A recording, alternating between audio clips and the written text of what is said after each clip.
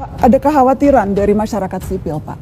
Proses pembentukan undang-undang kita, proses legislasi, makin jauh dari rakyat, Pak. Tidak ada partisipasi publik yang bermakna. Dan menjadi semakin krusial hari-hari ini, Pak. Terutama karena kalau kita lihat daftar RUU yang akan segera dibahas di DPR, RUU Kepolisian, RUU Kejaksaan, hingga RUU Penyiaran, Pak Presiden. Dan dalam berbagai RUU ini tampak ada pola yang mirip, Pak. Wewenang aparat negara diperbesar, warga negara diperkecil perannya.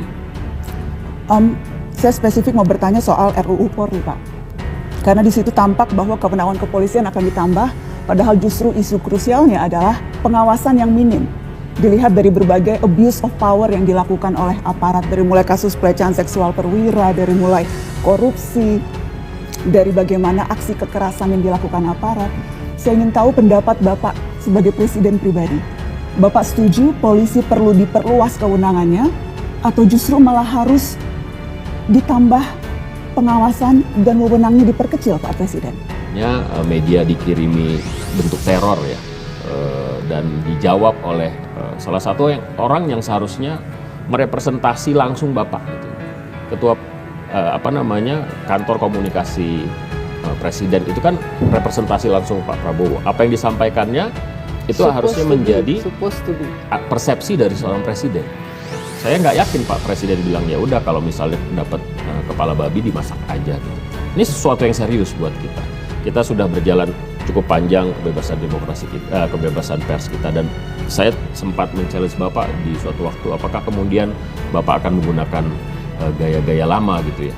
Ya nggak mungkin lagi Bapak bilang, karena sekarang ada sosial media dan media sudah berkembang, semua orang punya hak dan menjadi produsen pesan.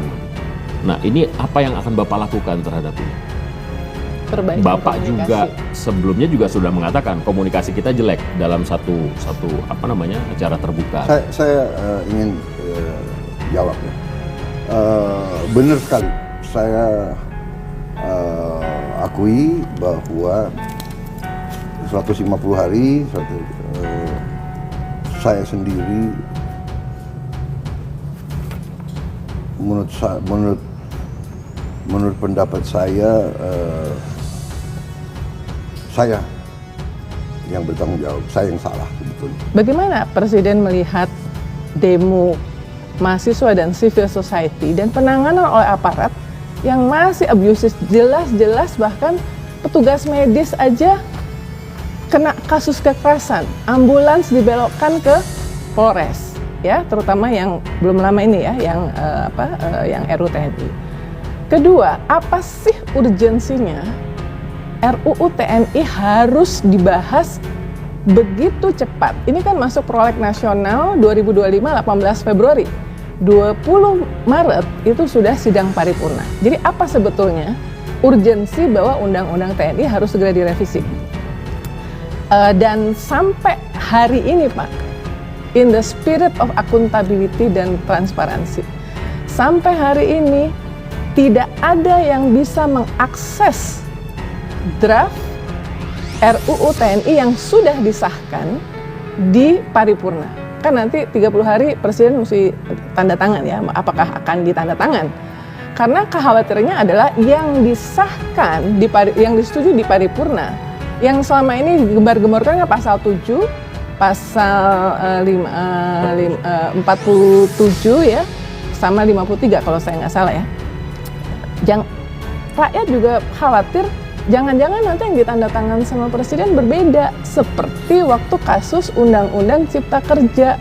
Apa yang disahkan di paripurna ketika jadi undang-undang itu ada pasal yang berbeda. Nah, jadi gimana Presiden melihat bahwa 150 hari ini juga diwarnai demo yang cukup besar, bahkan demo yang terakhir ada di 58 kota Pak, kota-kota kecil yang biasanya nggak ada demo, itu ada demo. Kedua, apa urgensi mempercepat? Kenapa tidak rancangan undang-undang perampasan aset misalnya? Karena Presiden sangat concern terhadap korupsi. Di buku Bapak Gagasan Prabowo halaman 195-196, Bapak mengatakan bahwa setiap negara yang tidak mampu mengatasi korupsi di pemerintahnya, negara itu akan bubar. Nah, Ini kan ada yang urgent sebetulnya, dan Bapak selalu di pidato mengatakan itu. Mungkin itu yang ingin saya tanyakan, Pak. Baik, ya. Masalah demo adalah biasa. Dalam negara sebesar kita, kan kita sudah sepakat berdemokrasi. Orang berdemo itu dijamin oleh Undang-Undang Dasar. Hak berkumpul, hak berserikat dan sebagainya. Jadi itu menurut saya biasa. Kalau ada abusive, ya kita harus investigasi dan kita harus proses secara hukum kalau abusive. Mungkin kurang waspada, kurang hati-hati dalam mengucap, ya. Saya kira itu yang bisa saya jelaskan, ya. Saya belum ketemu sih sebetulnya setelah saya juga kaget, ya, masalah kepala babi dan apa ya itu juga saya kira gaya-gaya apa, ya. Soal kenapa kok RUU TNI ini begitu dipercepat? RUU TNI dipercepat karena kita mengalami suatu fenomena dalam beberapa tahun itu, ya. Panglima TNI 1 tahun ganti, Kasat 1 tahun ganti karena usianya habis, waktu dia untuk karirnya begitu mau dipakai usia habis. Di mana kita bisa punya suatu organisasi yang pemimpinnya ganti tiap tahun. Nah, di situ saya sebetulnya saya bilang, ini kalau tidak ini berapa jenderal kita harus kita ganti sekarang. Jadi saya mohon kalau bisa, inti daripada RUU TNI ini sebetulnya hanya memperpanjang usia pensiun beberapa perwira tinggi. Gak ada niat TNI mau difungsi lagi, come on, ya kan? Saya akan kasih perhatian khusus sekarang. Mungkin alinea akan saya pelajari. Ya. Sebetulnya tadinya saya anggap undang-undang TNI adalah hanya masalah yang krusial, itu kan hanya masalah penambahan usia pensiun. Tiga pasal, Pak. Iya. Tapi yang intinya kan itu, yang ada perubahan. Yang lain kan tidak ada. Tapi kita nggak tahu ada apa enggak, Pak. Soalnya nggak pernah dibuka. Loh, tapi kan dipelajari oleh semua partai, termasuk partai oposisi di luar pemerintah kita. Dan Iya kan? kembali ke itu, Pak, karena prosesnya yang tidak transparan, draft yang terkadang kerap kali tidak terbuka.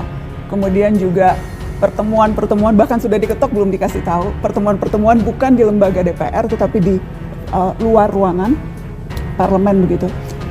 Ya, maaf ya, tapi ini kan sudah berjalan belasan tahun. Anda paham kan, kadang-kadang orang itu istilahnya menyelesaikan suatu masalah itu kadang-kadang ada istilah konsinyir. Mereka kerja berapa hari tanpa berhenti loh gitu.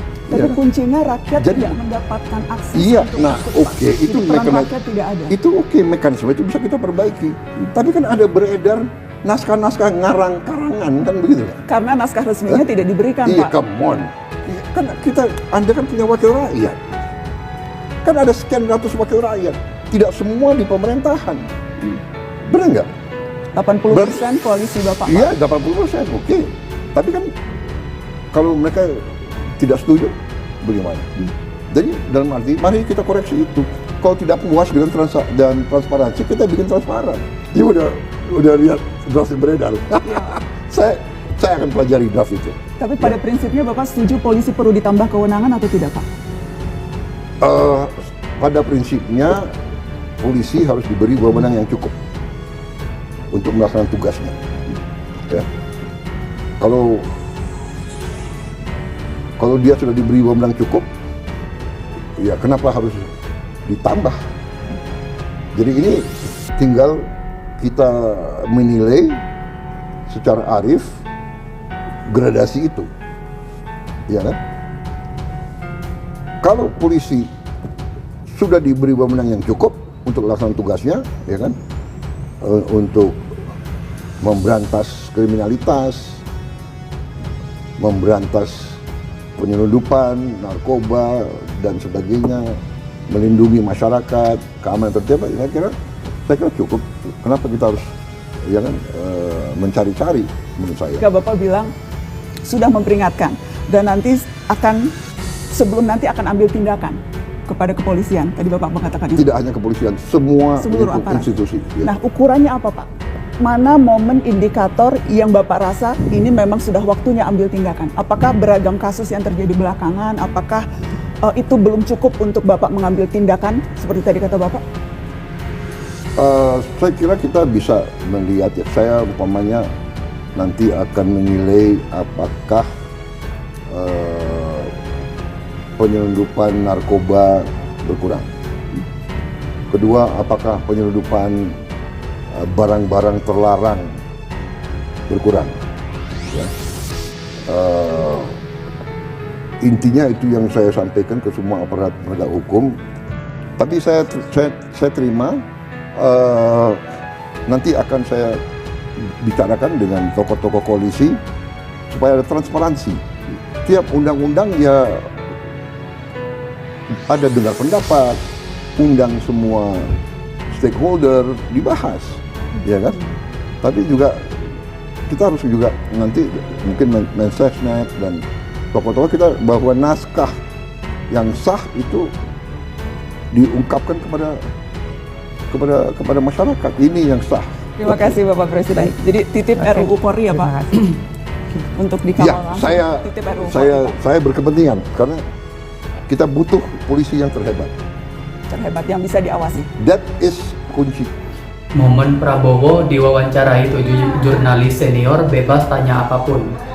Presiden Prabowo Subianto mengundang 7 jurnalis senior untuk wawancara dengan pertanyaan spontan apapun di perpustakaan pribadinya di Hambalang, Bogor, Jawa Barat pada hari Minggu.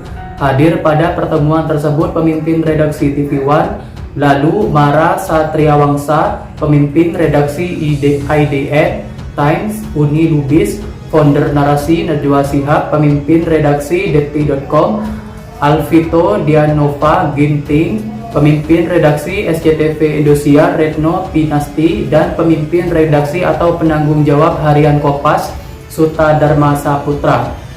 Dalam pembicaraan hampir 4 jam itu, Prabowo menjawab puluhan pertanyaan dari berbagai topik mulai dari ekonomi, IHSG hingga undang-undang TNI. Usai wawancara, Suta menyebutkan bahwa Prabowo awalnya menyampaikan terkait pencapaian yang sudah diraih oleh pemerintah Prabowo Gibran.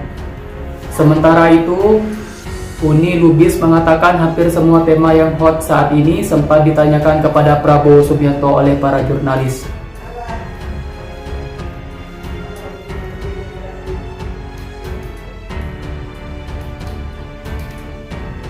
Adapun Najwa mengatakan kesempatan untuk bisa berbincang bertanya langsung dengan Presiden adalah kesempatan yang berharga untuk siapapun, terutama untuk media.